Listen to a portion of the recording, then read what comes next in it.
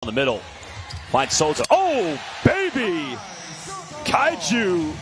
Ang viral na video ng FIBA Asia Cup ay nagtatampok kay Kai Sotto ay isa na namang patunay ng kanyang kahusayan bilang isa sa mga pinaka-promising big man sa kasaysayan ng basketball sa Pilipinas. Sa video na may caption na, Kai Sotto is a force to be reckoned with. Window 2, 15.5 points per game, 12.5 rebounds per game, 2.3 blocks per game. Hashtag Asia Cup. Malinaw na ipinakita ng FIBA ang kanyang dominanteng performance sa Window 2 ng FIBA Asia Cup qualifiers. Ang video ay agad na pumukaw sa atensyon ng milyong-milyong fans sa social media na umabot sa halos 1 million views in less than 1 day. Ang mga numero ni Kai sa FIBA Asia Cup Window 2, 15.5 points, 12.5 rebounds, 2.3 blocks per game ay hindi lamang mga statistika kundi patunay ng kanyang kahangahangang kontribusyon para sa Gilas Pilipinas. Ang kanyang agility, taas at court awareness ay nagbigay sa kupunan ng kakaibang dimensyon sa paglalaro.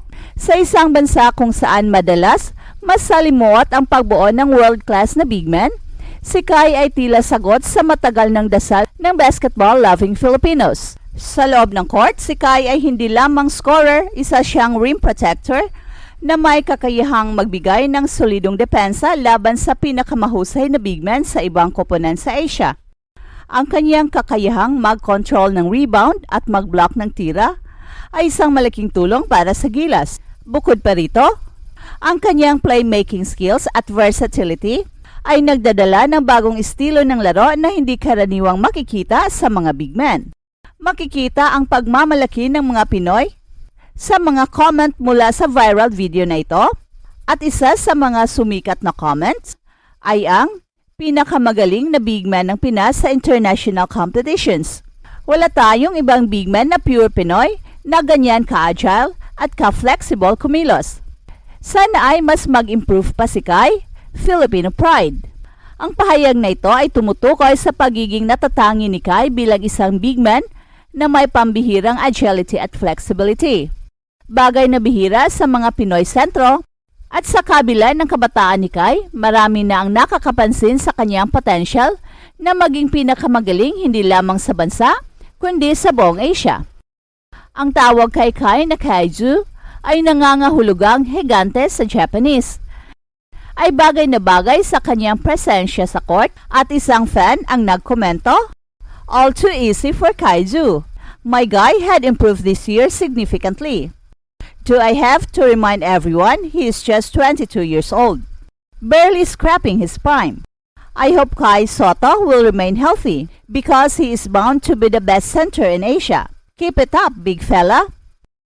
Let the haters know that Kaiju is here for the show."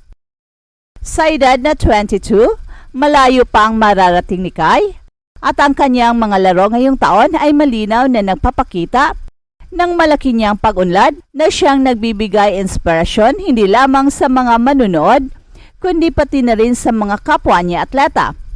At isa itong paalala na ang mga Pilipinong atleta ay kayang makipagsabayan sa pandaigdigang entablado basta't bibigyan ng sapat na pagkakataon at suporta. Isa pang makabagbag damdaming comment mula sa video ay ang nagsasabing, "I think he's ready for the NBA. NBA scouts, are you seeing this?" Maraming Pinoy ang naniniwala na handa na si Kai para sa NBA. Sa kabila ng mga pagsubok na dinanas ni Kai sa kanyang karera, mula sa mga hamon sa paglalaro sa Australia, paglipat niya sa iba't ibang liga, hanggang sa pag-adjust sa international style of play, hindi kailanman nawala ang kanyang determinasyon. Ang viral na video na ito ay panawagan sa mga NBA scouts na muling bigyang pansin si Kai na may kakayahang maging isang pangunahing player sa pinakamataas na antas ng basketball. Higit pa sa kanyang talento sa basketball, si Kai ay isang simbolo ng pag-asa at inspirasyon para sa mga Pinoy. Sa isang panahon kung saan ang bansa ay naghahanap ng mga bayani sa larangan ng sports, si Kai ay naging mukha ng determinasyon at pagsusumikap. Ang kanyang tagumpay ay hindi lamang tagumpay bilang isang individual, kundi tagumpay ng buong sambayanan. Ang bawat block, rebound at puntos na kanyang ginagawa ay sumasalamin sa determinasyon ng mga Pinoy na umangat sa kabila ng limitadong opportunity.